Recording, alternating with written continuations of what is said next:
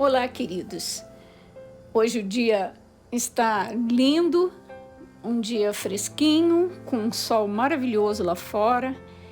Eu não sei a que horas vocês vão ouvir e ver esse vídeo, mas agora que eu estou gravando, está assim um dia maravilhoso e eu agradeço muito a Deus por esse dia lindo. E desejo que a graça e a paz de Jesus esteja com todos nós. Hoje eu escolhi para que nós possamos refletir num versículo que está em Mateus, no capítulo 17, e é o versículo 20. Esse versículo começa com uma resposta de Jesus. Então ele fala assim: E Jesus lhes disse: Por causa de vossa incredulidade. Porque em verdade vos digo que se tiverdes fé como um grão de mostarda, direis a este monte: passa daqui para acolá, e há de passar, e nada vos será impossível. Queridos, nessa passagem, Jesus havia acabado de descer do monte com 3 dos seus discípulos, e quando eles chegam no vale, na base do monte, eles se surpreenderam com uma multidão que estava ali aglomerada. E o que estava acontecendo ali? Um pai havia levado seu filho, que estava doente, que também sofria de uma possessão demoníaca, para que os outros 9 discípulos que não subiram ao monte com Jesus o curassem. Mas o que aconteceu? Os discípulos não conseguiram curar o menino e nem tirar o demônio que o incomodava. Então, enquanto a multidão acusava e os discípulos se defendiam, o demônio estava debatendo o menino de tal maneira que estava quase matando a criança. Não é, portanto, que nos admiremos que o pai, ao vendo Jesus chegar, ele se ajoelhou imediatamente aos pés de Jesus e pediu para que ele interferisse naquela situação, que ele curasse o seu filho. E Jesus então repreendeu o demônio e curou o menino. No entanto, os seus discípulos ficaram intrigados. Por que eles não tinham conseguido libertar o menino, se Jesus já lhes havia concedido esse poder quando os enviou a pregar sobre o reino de Deus? Então, quando eles ficaram a sós com Jesus, eles lhe perguntaram por que aquilo havia ocorrido, por que eles não tinham conseguido expulsar o demônio do menino. E Jesus então explica que eles não conseguiram por causa da sua incredulidade, da sua falta de fé. Aparentemente, eles não acreditaram verdadeiramente no poder que Jesus lhes havia concedido. E por isso, então, eles falharam. Jesus, para ficar mais claro, ele era um rabino e ele usava todas as coisas que estavam à mão. Conforme ele ia andando pelos lugares, ele ia aproveitando o material natural por onde ele passava e usava aquele material para fazer ilustrações, para que as coisas ficassem mais claras para os seus discípulos entenderem, para as multidões também. Então, Jesus faz uma ilustração comparando a fé com um grão de mostarda. Ele diz que se a nossa fé for como um grão de mostarda, nada nos será impossível. Ele aqui não se refere somente ao tamanho, porque embora o grão de mostarda seja realmente muito pequeno, Jesus compara a fé que nós devemos ter também com o processo que envolve o nascimento e o desenvolvimento do grão de mostarda até que ele se transforme numa planta. O grão de mostarda, ele é um grão muito especial. Ele realmente é pequeno, tem de 1 a 2 milímetros de diâmetro. E aqui nós estamos falando com certeza da mostarda negra. É interessante que nós saibamos que existem várias espécies de mostarda.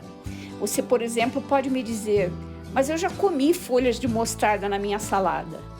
E é verdade, existe a mostarda que é cultivada nas hortas e que serve para fazer as saladas. Mas existem muitas variedades de mostarda. E a mostarda que é mais abundante em Israel é a mostarda negra. Provavelmente, então, era essa que Jesus estava usando aqui nessa ilustração. E ele compara, então, o processo que envolve o nascimento e o desenvolvimento do grão de mostarda até que ele se transforme numa planta. É interessante que o grão de mostarda, ele é um grão que não se consegue hibridar, ou seja, não se consegue fazer uma mistura desse grão com alguma outra planta para que ele se torne melhor do que ele já é.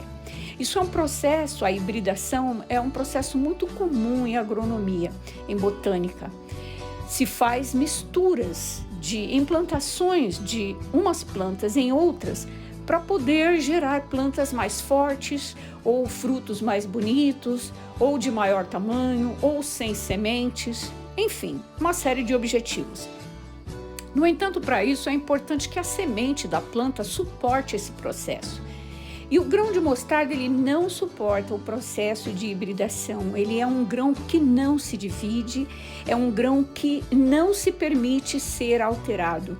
Ele é íntegro, ele é forte, indivisível. Talvez por isso também Jesus o tenha escolhido para fazer essa ilustração com relação à fé. Jesus com certeza se refere então à mostarda negra, e ele fala que essa semente, apesar dela ser tão pequena, ela pode até ser pequena em tamanho, mas ela é muito persistente em crescer. E se você já tem plantas em casa, se já fizeram um pouco de jardinagem, tentaram plantar alguma semente, vocês sabem que se nós colocarmos pedras sobre a maioria das sementes, elas não vão brotar. Se nós colocarmos algum obstáculo no caminho da semente, muito provavelmente essas sementes não vão brotar porque nós impedimos a passagem da luz e o próprio crescimento da plantinha. Mas o grão de mostarda, ele é diferente. Ele não morre se nós colocarmos pedras ou obstáculos em cima dele.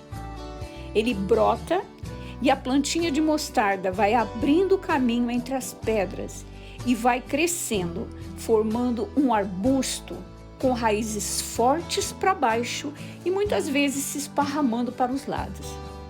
É interessante que a mostarda, ela cresce forte nas 3 direções. Ela cresce para cima, para baixo nas raízes e também ela se espalha para os lados. Ela é uma plantinha muito forte, muito valente, que não desiste de crescer. Ela não se abala por qualquer coisa. Na fase adulta, a mostarda negra pode atingir até 5 metros de altura e os passarinhos, eles adoram comer as sementinhas. E Jesus está justamente usando essa planta, esse grão, como comparação para a nossa fé, porque ele está falando desse tipo de fé, de uma fé robusta, de uma fé amadurecida, que como o grãozinho de mostarda, que desabrocha numa plantinha, não se abala com os obstáculos. Uma fé que cresce, que se fortalece através da nossa proximidade com Deus. Ela é conseguida através da leitura da palavra, da oração e muitas vezes sim, do jejum também. Mas aí vocês podem me perguntar, e afinal, o que é fé? Fé é acreditar em qualquer coisa, de qualquer jeito? E a resposta é não. Fé, na verdade, é uma espécie de título de propriedade das coisas que não se veem. E vocês podem me perguntar, como assim? Eu explico. Imagine que você receba uma casa de presente de alguém. Essa pessoa com certeza vai entregar nas suas mãos a escritura de posse, uma certidão, onde consta o seu nome como proprietário. A partir do momento em que você tiver essa certidão nas mãos, você já vai se sentir dono da casa. Você não precisa visitar a casa ou ver a casa, estar na frente dela para acreditar que ela é sua. Você tem a certidão, então você acredita. Isso é fé. Você acredita em algo sem ter visto porque você tem um fundamento. Nesse caso da casa, o fundamento é a escritura, a certidão que contém o seu nome que já está nas suas mãos. No caso da fé que Jesus menciona, o fundamento, a escritura que nós temos em mãos é muito mais poderosa e muito mais abrangente do que a escritura de uma só casa. Essa escritura é a palavra de Deus. A palavra de Deus, a Bíblia, ela nos garante, através das palavras de Jesus contidas nela, que se nós crermos da maneira como Deus nos orienta a crer, se nós tivermos fé, então nós poderemos realizar grandes coisas, desde que, é claro, essas coisas estejam dentro da permissão e da vontade de Deus, que é soberana e sábia para as nossas vidas. Então agora que nós já temos uma noção do que é ter fé, que tal nós começarmos a exercitá-la? Porque a fé, ela é como os nossos músculos, ela precisa ser exercitada para não ficar flácida e fraca. Quanto mais nós a exercitarmos, mais forte ela será. Que tal nós começarmos por nós mesmos? Quantas pessoas não acreditam em si mesmas? Quantas pessoas ficam travadas nas derrotas e não conseguem vislumbrar as maravilhas que o futuro trará?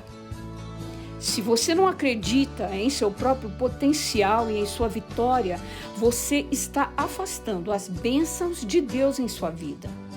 Creia. Acredite que você pode, pois você é especial para Deus.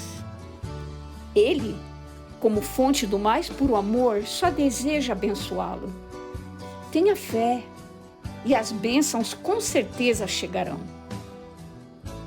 Espero que essa reflexão tenha abençoado a vida de vocês nesse momento. E que não fique só na palavra, mas que vocês ponham essa fé em prática, que ponham essa fé em ação, começando desde já. Tchau, queridos, que a graça e a paz de Jesus esteja com todos nós.